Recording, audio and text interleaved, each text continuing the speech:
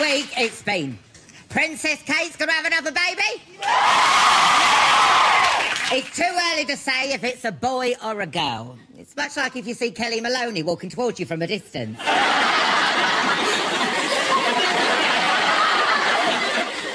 Poor Kate's been suffering acute sickness and dehydration.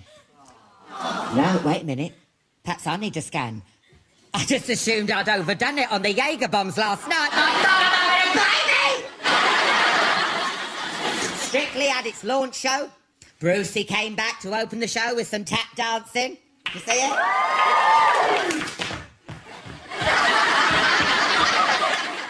When I say tap dance, it was more like that moment Forrest Gump kicked his calipers off, wasn't it? Don't be wicked, don't. I'm not even sure Brucey was meant to be there. No. Or if that old woman from Bake Off had just taken him out of the freezer when no one was looking. No, wicked.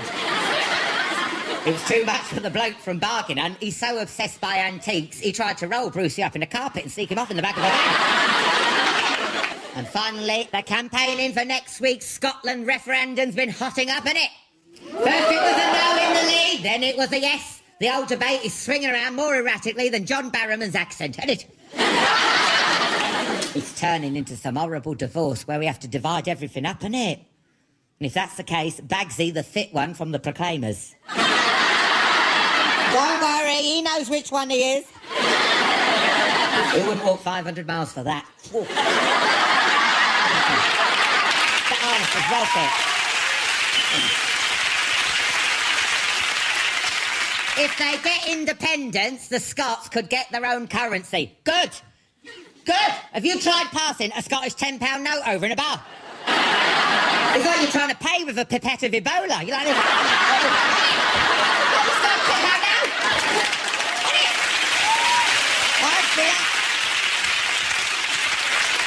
What a lineup we have for you tonight. She's a fabulous dancer just like me. She's a style icon to millions just like me. She looks amazing in skimpy women's underwear. Just like, well, 2 out of 3 ain't bad. Yes, the beautiful Abbey Clancy will be here tonight.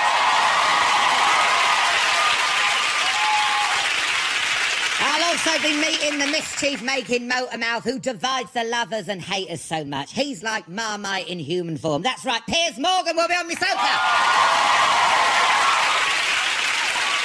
Plus, the stand-up comedian who's posher than a polo pony wearing a monocle is also dropping by for a chat. That's right, Jack Whitehall's in the house. And the amazing Kasabian will be performing live right here later. Yes, but first, one's the star of 8 out of 10 Cats, the other's a stand-up comic, and together they make an even funnier pair than Mary Berry and Danny Dyer on a first date. Did you see that? Give it up for Jon Richardson and Matt Forde!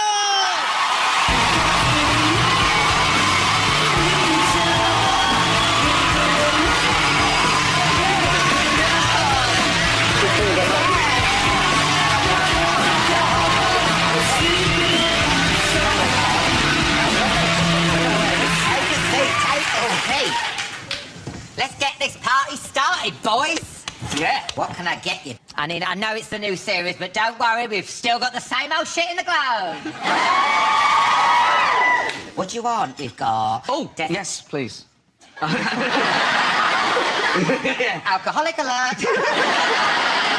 Pass that along to Matt, love. Thank you very much. Drink it slowly.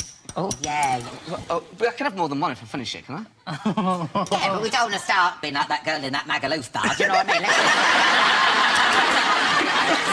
Cheers. Cheers. Lovely having you back on. Cheers. Lovely. And Thanks Matt, for having welcome to us. the show. Pleasure.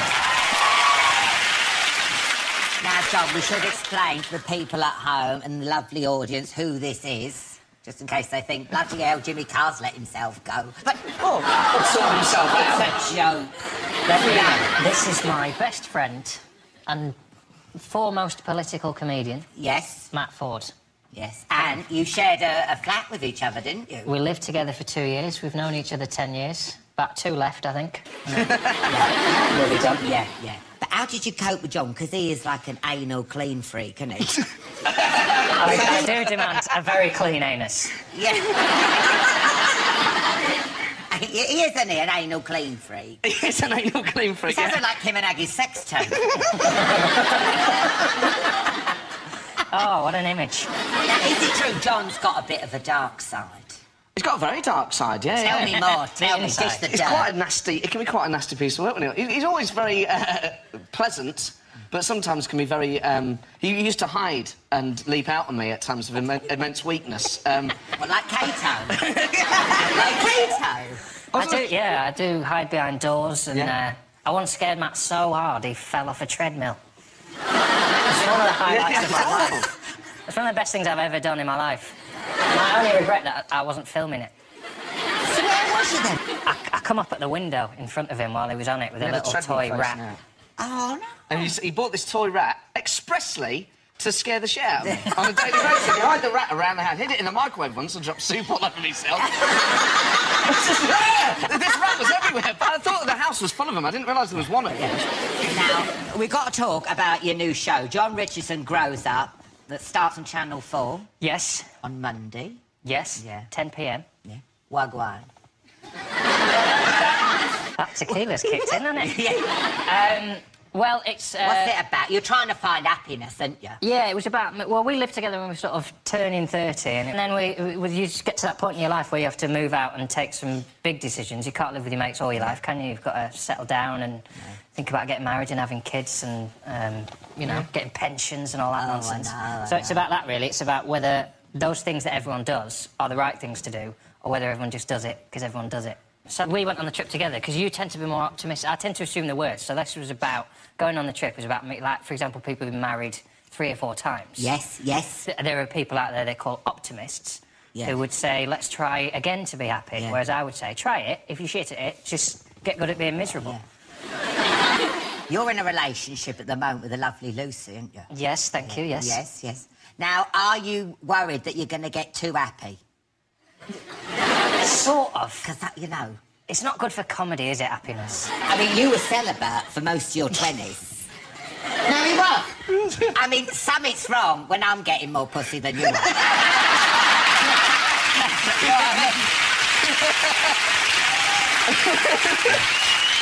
In the first thing, you go to a swingers party, yeah? I love the way you've got a gig, you can't go. Oh, yeah. No way. That was the most upset I've been about missing anything. I remember missing football games when I was a kid and always felt bad. Missing that swingers part, I'm still livid about it. I can't believe we couldn't have done it on a different day. I feel like if there was one thing I really wanted to be at, regardless of this road trip, it was a swingers party. Really? Yeah, that's bucket list stuff, for want of a better phrase, but I wanted to be there. I really wanted to be there, man. Yeah. I think this enthusiasm is why Channel 4 stepped in. Offered Matt a gig for the evening to get him out. You can't go to a swings party going, I just want you to know I really want to come to this. This is proper bucket list shit. That's sweet. I mean, every red-blood male or female, who doesn't want to go to a swingers party? I don't want to go to a swingers party. I don't like all these people being open about sex, you know what I mean? You know, you get like these documentaries, I have sex in a lay-by, I have sex with all... I liked it when people were ashamed of sex and were, you know what I mean? And were pixelated and spoke like that because they'd hidden their voices, you know what I mean? Yeah, I don't like all this, every hole's a go and all this lot. No, wrong. Let's have a look at a clip. This is John deciding if he should give swinging a go in Jon Richardson Grows Up. Is everyone who comes here tonight going to have sex? No. 10% of the people coming have no sex at all, but they just love the atmosphere. Another 20% have sex only with themselves, within a couple, monogamously. Oh, I see. And the rest will mix in some way or other. So 70% have come here to have sex we'll with end someone up having else. sex. Actually, 3 instances, people have brought their parents. I have to say it has worked, but it is exceptional. Jesus. What? How would you come to bring your parents to an event like this? I don't think I would. No, I don't think I would. Well, but it's like, if you've got a woman who's found a really super hairdresser, what kind of mum would say, and don't you dare try and find out where the hairdresser is? If something's good at something and it gives pleasure, you want to share it, don't you, if you're a good parent?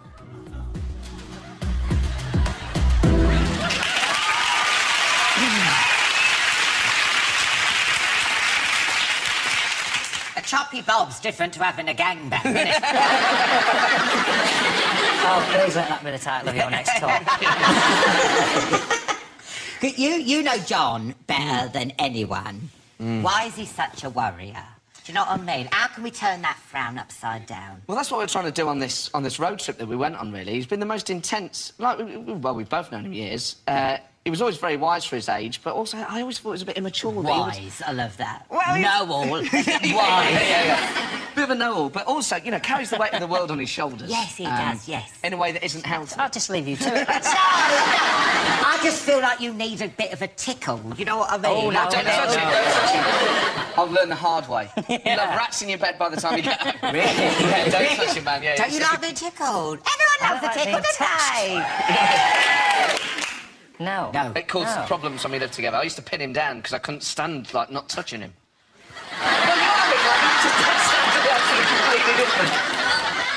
To be fair, I can give it, but I can't take it. Yeah, he doles a lot of it out. I like to tickle. I like to be tickled. Oh, I see. But it's him, you see. You give so much. Like, you only need just a very little bit, don't you? Yeah. And well, that's the thing. Yeah, I don't. He used to touch me places. I still remember how bad it made me feel. My God. Please. He would... If you've been affected by any of the issues that these have brought up, phone this number. Good luck with the show. Good luck. Cheers, I can't. Good luck with the show. My God, this is affecting my accent. Good luck with the show. Thank you very much, Alan. And it's on Monday, At 10 o'clock. 10 o'clock. For 3 weeks. Oh, fantastic. Give it up for Matt Forde and Jon Richardson! After the break, Abbey Clancy, Piers Morgan, Jack Whitehall and Kasabian will be here. See you in part 2. Welcome back. Piers Morgan, Jack Whitehall and Kasabian will be here soon. First, though, she's the super sexy Strictly star whose salsa's so damn spicy. She even makes my balls glitter. Give it up. Give it up for the beautiful Abbey Clancy!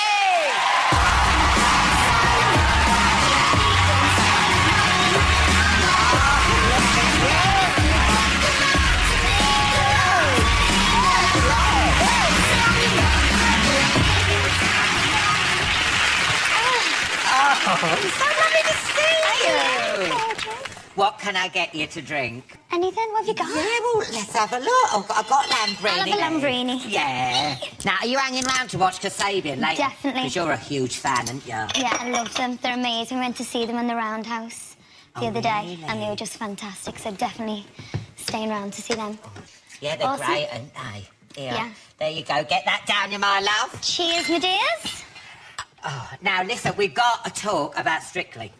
We all saw you dancing with Ajax on the launch show at the weekend. Yeah, it was amazing. How's it like being back? It was so weird. I just thought... I actually felt I was back in the show and made up, but everyone was a bit like, can you go home? You were, like, here last year. And I was like, the runners kept coming over to me, Abby, your car's here, your car's here. I was like, I know, but I want to stay. I want to stay. It was amazing, you know, to be back and to dance with Ali Ash again for the last time ever now. Was you still a bit rusty? I was totally rusty, yeah, and I was terrified as usual, but we had a little practice. We rehearsed on the Sunday before for a couple of hours, but I was hungover, so should have done more hours, but just wanted to go home and...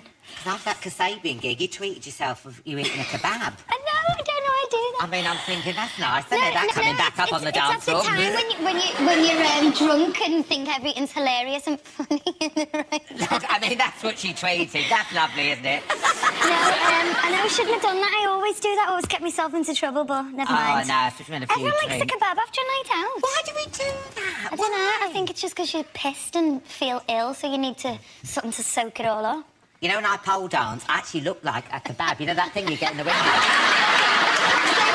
I do. And I get people looking at me like they're looking at it like this. Bit of garlic sauce on there. Oh, gorgeous. garlic sauce. Stop it. You're making me hard. I love it. chili sauce as well. Chili and garlic. All the way. We should have one after. We should, definitely. Let's talk. Now, obviously, it was Bruce's last appearance on Strictly. yeah. What do you reckon? Was it the right time for him to call it a day? I think Bruce is fantastic, and the show is not going to be the same without him, but Claudia was fantastic, and I think the banter between her and Tess and the glamour between them both, it's going to be amazing. Yeah. And, you know, he's a hard act to follow, but I think Claudia can definitely do it. Because he was still sprightly, you know. And you know that dance that him and Tess used to do? Did you know? You know, she lifted her leg. She was actually balancing that on his hard-on. Did you know that? Yeah, she told me that, actually. I'm joking. No, it's amazing. I think he's going to be missed, but he's coming back to do the Christmas show. Yeah. So that'll be good. Fantastic. Yeah, so can't wait to see that. Now, at the end, everyone did the dance and stuff. Did anyone tickle your fancy? Do you think, I think they I might think win? Pixie's going to be amazing. Yeah. I think I'm obviously rooting for Alison and Aliash because I want him to win again, and she's amazing, and she's great at dancing. But I think Tom will be good as well. He's got some moves. Who else? Caroline's good. Yeah, Caroline Black. yeah. She had the little hand thing down to a T. But no, I think there's going to be some surprises here this year. But I'm jealous. I want them all to be crap. Next week, you're doing a new show on the BBC. Abbey Clancy on Throwers. Whenever I go to these fashion shows, I'm always at the back with, like, Sandra and Sandy from Gogglebox, you know what I mean?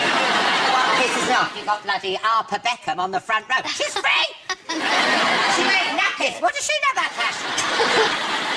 Now, do you like Fashion Week? Because it gets on my tits, because it's all like these skinny bitches walking around, giving me dirty looks, because I'm eating, like, a party bucket from Chicken Cottage. Can you imagine Oh, my God, if they find out that, you're going to be scratching your eyes I know, I'll probably get sacked. No, it's amazing. We're covering Fashion Week, and, you know, it's all about who's on the front row, from A-list celebrities to fashion editors to, you know, now the new thing is bloggers being on the front row, so even some A-list celebs have been put back a few rows so these bloggers are on the front row because they're so influential in the fashion world. And listen, the fashion world, and you've done your fair bit of modelling, is known for being bitchy. Do you reckon, is it true? Do you get people bitching behind going, you know? Yeah, I think so. Bon marché. I think it's like anything, you know, there's bitches everywhere. Isn't there? Sister, yeah. That's right. Everyone else that I met has been amazing and really nice, and I think that, you know... Haters gonna hate, aren't they, love? They are. Yeah? I only work with people who are like... Oh, that's nice. But you're not just modelling these days. You've got your own fashion range out. Yeah. She's got her own bloody fashion. How hands are you on as a designer? Are you like, do you have your foot on your pedal, hunched over a sewing machine? No, although I'd like to do that, no, I get really involved from start to finish. I like to, you know, design everything myself based on clothes that I'd like to wear or stuff that I want. Look at that, wow. White, though, very unforgiving. It comes in black, so it's fine. Oh, right. Oh, OK. No, because I sometimes I wear white leggings, yeah. And I once sat on a Twix. Oh, God. And it was very embarrassing. I can imagine. I was in the circle of shame in heat, I was. What's your show on? It's on BBC iPlayer next week, throughout Fashion Week, so... Well, thank you so much for telling us about it, and I'll see you thank on the front row. See you We're on going to be throwers. Throwers? Abbey Clancy, everyone! That's lovely. After the break, Piers Morgan, Jack Whitehall and Kasabian will be here. See you in part 3. Welcome back. Jack Whitehall and Kasabian will be here in a bit. First, though, me and him used to have beef, but I put it aside because I'm the bigger man. Not the fatter man, but the bigger man. Give it up for Piers Morgan!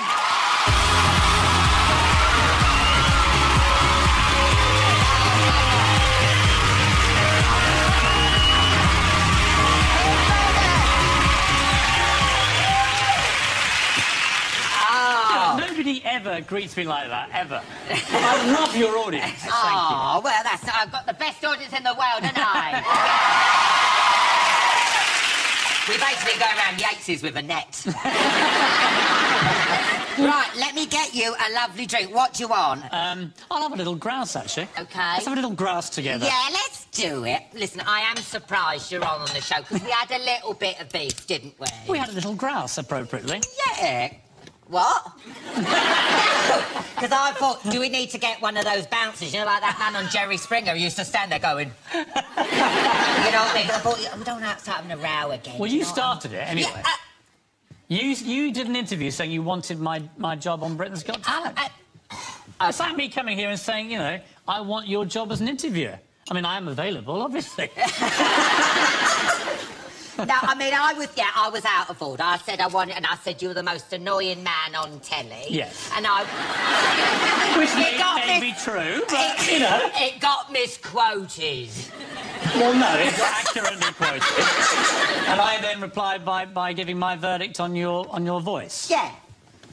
He has not merely an irritating voice, he's quite possibly the most excruciatingly high-pitched, whiny, helium-filled, nasal, repugnant voice in the history of mankind, with the possible exceptions of the Crankies.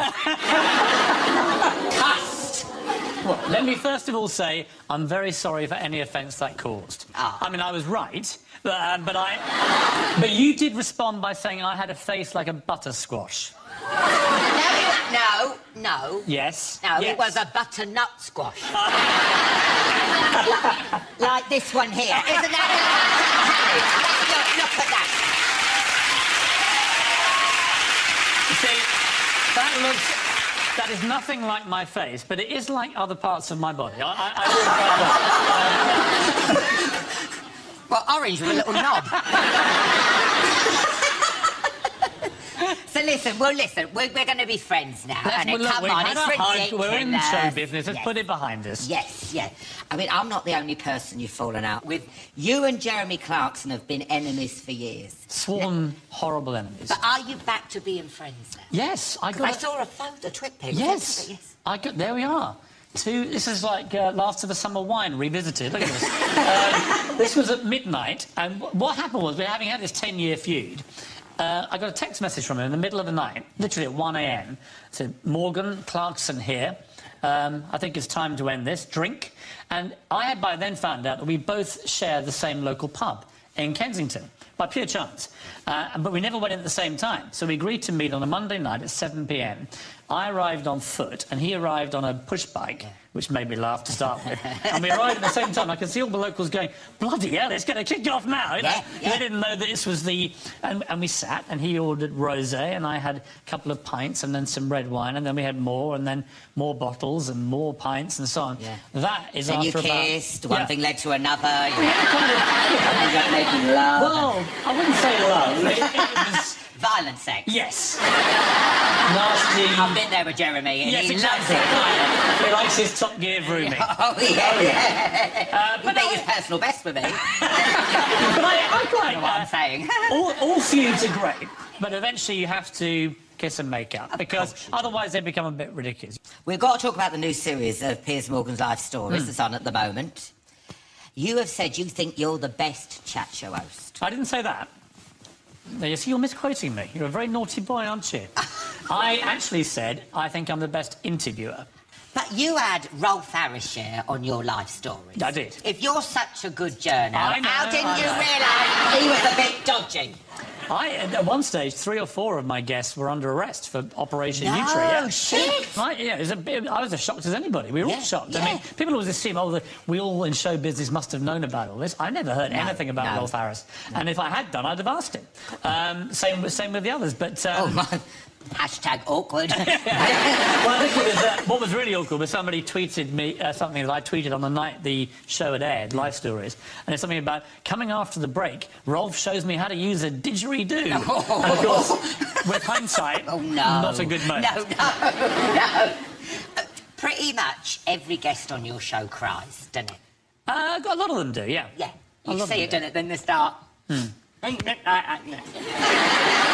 Put the subtitles on to see what they're fucking saying. This can be very emotional, Alan. I'm welling up now. Now, how do you do it? Because you can't mace the guests, can you? I've looked, you can't help them tasting. Well, Alan Sugar brought a big bag of onions when I did an interview with him. I thought, what a great idea. So I actually coat the entire seat with onions. No, it's I'm not being funny, but with him, his wrinkles are so deep, you wouldn't even know if he was crying anyway. I mean, I'm like cracking for tears. Well, actually, no. I found a tear duct. Yeah, he had the surgery in his eyes, so he doesn't have the wrinkles anymore. Oh, really? Very vain man, Lord Sugar. Oh, I didn't know Did you know that? Oh, yeah. One of us has had plastic surgery, and it wasn't me. Oh. So, if you want to tweet about that, you can do it. I never knew that. Look at his old eyes, and look at his new eyes. Oh. He's hanging around me. I really like this show. I mean, Life Stories is back next year for another series, isn't it? Yeah. Unlike your chat show in America, which no. Why do you think it got canned? There it is. No, I was in bits when I read that. I was. Well, that's quite good, because I was also fired from the Mirror, which is where you got that headline from. So that entire screen covers my entire catalogue of... Yeah, big, massive kick in the balls. So I had a great time at CNN. I did a nightly show for nearly 4 years, but I decided after the big massacres, the gun massacres in Sandy Hook and Aurora and so on, I took on the NRA, the National Rifle Association, and they're an incredibly powerful gun lobby. But I was just like, you know, when I was editing the Mirror back in the 90s, Dunblane happened. And there you had 16 young kids killed in their classroom. And I campaigned at the Mirror, and other papers joined in, to get all guns banned in Britain. And within 18 months, we were successful. And there hasn't been a school shooting in Britain, touch wood and everything else, since 1996. Now, contrast with America. After Sandy Hook, 20 kids, same age, killed in their classroom. They didn't change a single law about guns in America. There have been 70 school shootings in America since Sandy Hook 2 years ago. And I find that absolutely shocking. I know. And I hope eventually they do see sense about this. Because, I mean, we all know, the other day, this story, this 9-year-old girl, about this high, who'd been taken by her parents to a gun range called Bullets and Burgers.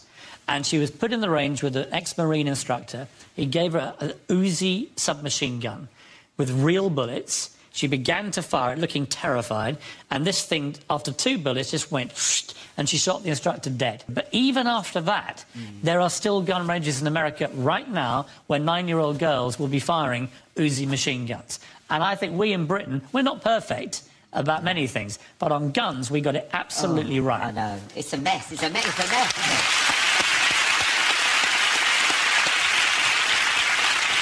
You've got to remember, you had death threats as well. I mean, were you scared by that? Or... I get death threats anyway. I used to get death threats on the Mirror. I once had 3 SAS bodyguards living in my house after particularly... God, that's a fantasy of mine. Yeah, I know. It wasn't the end. I want death threats now. Now, what does the future hold for you, Piers? What did another chat show? Your job, yeah, basically. Benefit Street. So, would you ever ask Simon to go back on Britain's Got Talent? Well, he begged me, obviously. I think I'm maybe too expensive, and I'm certainly too handsome. That's why he got rid of me. He didn't like me sitting there just, you know, taking all the thunder. No, you know what? I'd love to Britain's Got Talent. I don't know what was in that, but you are hallucinating.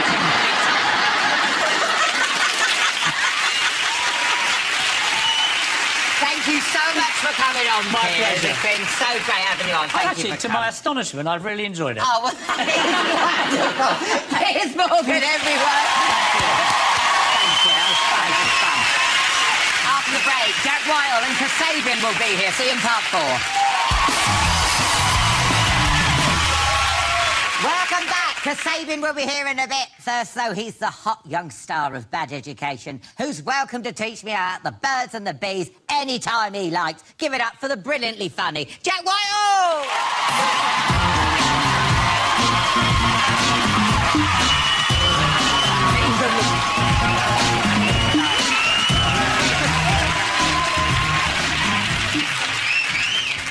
Oh, hello. Stop it! Good evening, madam. How are you? Yeah, good. Lovely to see you. Now, do you want to drink out the globe, or do you want to do the Alan Carr Gin and Tonic Challenge?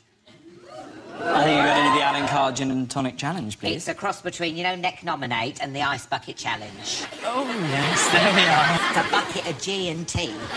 So Who should we nominate? What, did we nominate someone No, else? I to do can't this take at a home? bottle of gin. It's just a fun little sip thing. OK. That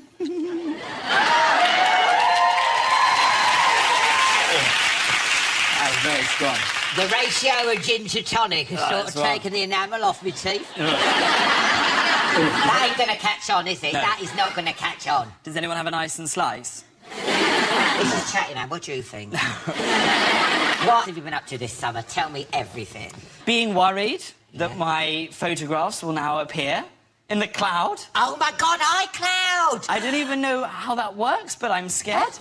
Did you see the photographs? Yeah, I tried to look for them, yeah. You're not meant to look for them. That's morally reprehensible. You're meant to be showing... I look for them as well. But there's some shocking You know that stuff. paperclip from Word turned up with a hard-on?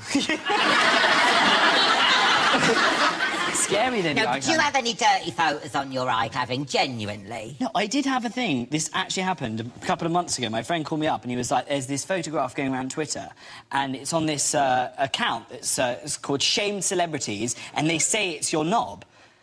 No. And they said it was a dick pic, and I was like, I've never taken a dick pic before in my life, and I was angry. I was like, how dare they be sending this photograph around saying that is me, because it's not me. I was like, I'm going to have to contact a lawyer, I'm going to have this bloody site shut down. I found it, I clicked on it, oh my God, it was like a butcher's arm. It definitely wasn't my penis, but I thought if they want to say that's mine, then I'm fine. Retweeting it, it's my profile. Now, this summer, you've also been filming a new series of Bad Education. Yeah. That starts on BBC Three next week. I love it. You've just got it... Genuinely made me laugh, which is good for a comedy. Yeah. But you got the characters out what it's like in schools and stuff. Yeah. You got it just right. Well, we didn't try and make it authentic, and so I went and sort of observed quite a lot of classes and hung around schools. That's important. I was given permission. I didn't just turn up. But I do think... Why did I say that? I was invited by teachers to come down and observe classes. I didn't hang around schools. And talking to other teachers and trying to make sure that we got the right kind of energy for an actual classroom. Because a lot of the teachers that are, like, you see on Educating Yorkshire and Educating the East End, they're, like, really, like, amazing teachers. But your character, Alfie Wicks, is a bit of a bellend. Yeah. He's not great. He is not great. But I think his heart's in the right place. Oh, yeah. And, I mean, I love those shows, the Educating Yorkshire and the East End. They're so good. And I don't want to go all Piers Morgan here, but I do think, in a way, like... I don't know. I feel a great affinity to teachers. I think they do an amazing job. And, when a teacher says they watch my show and they enjoy it, that really makes me happy, because I do think that, they're underpaid. They get a lot of shit. There's loads of terrible things that they have to deal with, but they get on with it and they do an amazing job. And, I love the teachers. You know what? Teachers get respected in any other cultures, but just not Brits, do we? We can't stand them, especially supply teachers. Yeah. Poor old supply teachers, do you remember? And they come and take the register. What's your name? Paul Mycock and all that. Paul Mycock, yeah. Yeah, Paul Mycock. I mean, we were so vile to them. Do you know what this girl did in our class, Becky? We were 3 floors up doing science, as a supply teacher. We were so rowdy, she went out. Becky ran 3 floors down, laid on the pavement outside. And when the supply teacher came back, Becky's jumped out the window. Oh! The supply teacher come and go, what the fuck? Let's have a look at a clip. This is Alfie blackmailing his kids into paying attention in the brilliant Bad Education. She's got a tongue on her. What you say? Little Miss Gel Pen? Which skip did you find that weaving? Bitch. Bin dipper. Guys, please, be quiet. Don't touch my shit, yeah? What are you going to do about it? OK, can we just sit down and be quiet, please? Touch my shit, I will end you. Split end you.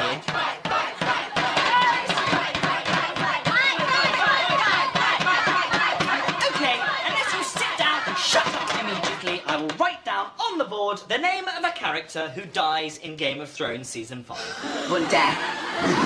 Get that back to me! Get off! Right. Oh, you silly prick. Hey! Oh, my God!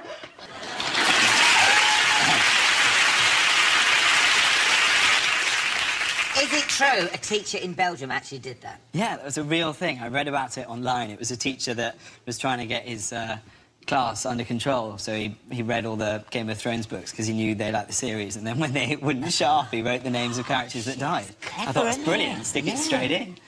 But you do, like, I mean, we've tried... there's the odd thing that you can take from real life. So in the first series, we had this thing that happened that genuinely happened at my school when I was there, which was we were all in an exam, doing this exam, and there was the teacher at the front adjudicating it. And he was on his laptop, and all of a sudden, middle of the exam, girls started screaming, guys got up, started, you know, like, laughing, people were running out. I looked up, right? The guy didn't realise that his laptop was linked up to the overhead projector behind him. He was watching pornography and was projecting it out to the entire exam hall. My God. It was unbelievable. Luckily, it was biology, so we all got straight A's, but it was so awful. He used to walk around the school and everyone would, like, walk behind him and go, But yeah, how can you carry on teaching at that school if you're getting all that shit? You can't, can you? I mean, how much did that go? Because we all know you went to a posh school, weren't it? I mean, how bad was bullying at your school? Because the thing is, posh people can't really come up with, like, good names, so they just stick an O at the end or a Y, like... Don't they? I'd be like, Cara or Kari. Because I was Fat Puff at... I went to a normal school. Yeah. We had a nasty I had a horrible bully at my school called Atticus Montague Hoy, and he, I don't know why you're laughing. He was brutal. No, we had the best nickname we had at someone at my school. I saw him the other day, because that is the worst bit of bullying you can get when you're a kid, is a nickname, because the nickname sticks with you. Like, if someone punches you, get a bruise, that heals. A nickname's there forever. Yeah. I saw this guy. I bump into him on the street, and he's, like, grown up now. He has a job. He's married. I was like, oh, my God, Cam, how are you? It was like, you still called Cam? He was like, yeah, everyone still calls me Cam. And he's been called Cam for, like, 10 years. 10 years, he's grown up, he's moved on with his life. The reason he is called Cam is because on the first day of school, when he turned up to school and his mum dropped him off, she had a camel toe. 10 years! 10 years! That's going around! People need to move on! 10 years of that, his mum's camel toe following him round. It's awful! And this is the last series of Bad Education. Yeah, yeah. Oh, why are you calling it a day, love? Because all the kids have grown up and they're all leaving the flock, and it felt like a good time to end it. It's been so much fun to make. We've done it for 3 years, and we filmed this final episode where I say goodbye to the kids, and it was one of the things that a lot of teachers had told me is a genuinely very traumatic moment to say goodbye to your first class. And we were filming this scene, and I just completely went. It was like, it was genuinely really sad, because we've been together as a class for so long, and I've seen them grow up and stuff. I mean, that said, like, you know, you're looking at a guy that cried at an episode of Deal or No Deal, so I'm quite emotionally highly strung. Yeah, but, you know, it was an amazing thing to do. Right, well, good luck with Bad Education. Thank you very much. It's very Thank funny. you very Thank you. much. Jack Whitehall, everyone. Oh, look at it! It's Kasabian! Kasabian, come and join us!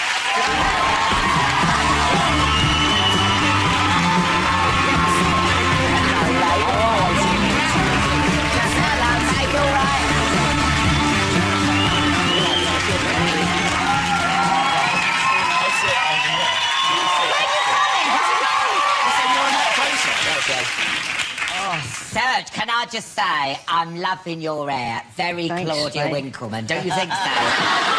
No.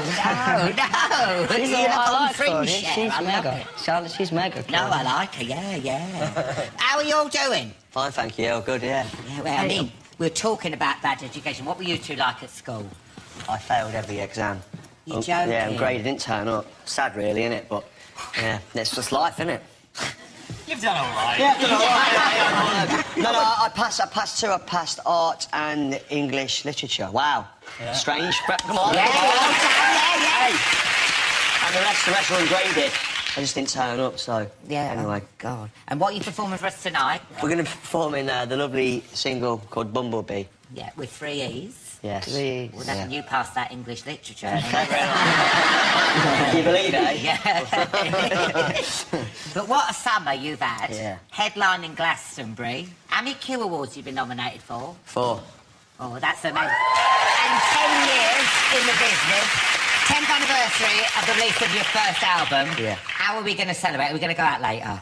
We should do. Let's get bang on it. Yeah, I bought us a drink. Do you want a little, shot? Oh, my God. Well, you always dig out the drink, so I thought I'd bring you one this Yeah, time. do you want a bucket of G&T?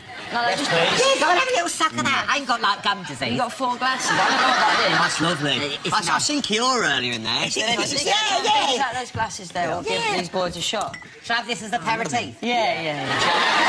There we go. I'm all right for a minute, my friend. What do you mean? Now, I've got to ask about Glastonbury, yeah? Of course. You look like you're buzzing your tits off. Yeah, You were drinking this, that's why. Cheers, boys. Cheers. 10 years, I can say it. Woo!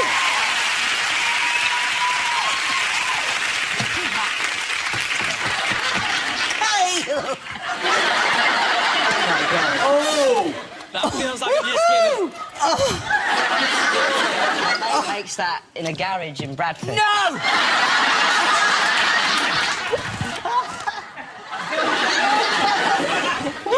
Jack, does that hurt? It feels like I've just given a blowjob to the Human Torch.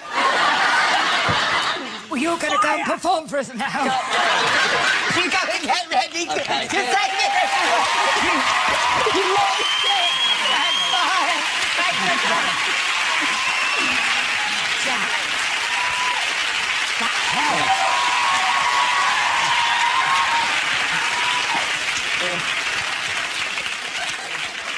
That's it for tonight's show. I sound like Johnny Vegas. A massive thank you to Jon Richardson, Forde, Abbey Clancy, Piers Morgan. You think I'm joking? And of course, Jack Whitehall. On next week's show, I'll be joined by the brilliant Lee Mack, Ghostbusters star Dan Aykroyd, Professor Green, and the incredible Zach Braff and Kate Hudson. But now with Bumblebee.